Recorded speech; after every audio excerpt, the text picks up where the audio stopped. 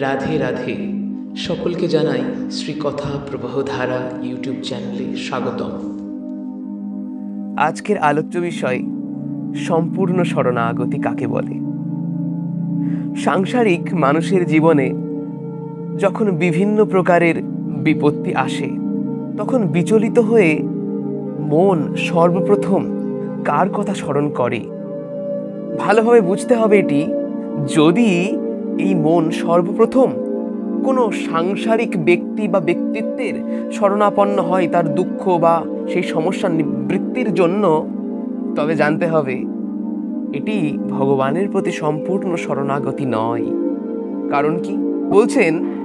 লাভ, ক্ষতি, নিষ্পত্তি, হানি, যে কোনো পরিস্থিতিতেই সর্বপ্রথম প্রভুকে স্মরণ করাই হলো সম্পূর্ণ শরণাগতি।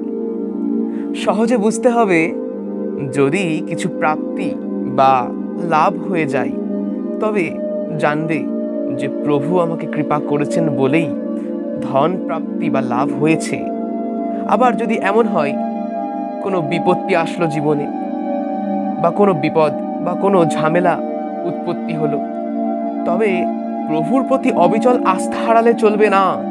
প্রভুর প্রতি অবিচল আস্থা রেখে হৃদয়ে দৃঢ়ভাবে এই পরম সত্য জানতে হবে যে আমার জীবনে নিশ্চয়ই আমার কৃত কর্মের কোনো পাপ কর্ম সঞ্চিত হয়ে আছে। তাই প্রভু এত কৃপাময় যে তিনি কৃপা করে সেই পাপ কর্ম এই দুঃখ কষ্টের মধ্য দিয়ে মার্জন করে দিচ্ছেন। অর্থাৎ সেটি সুখ এবং দুঃখ, যে কোনো পরিস্থিতিতেই যখন সর্বপ্রথম একমাত্র প্রভুর কথাই স্মরণ হবে বা মনে পড়বে, জানবে তাকেই বলে সম্পূর্ণ শরণাগতি।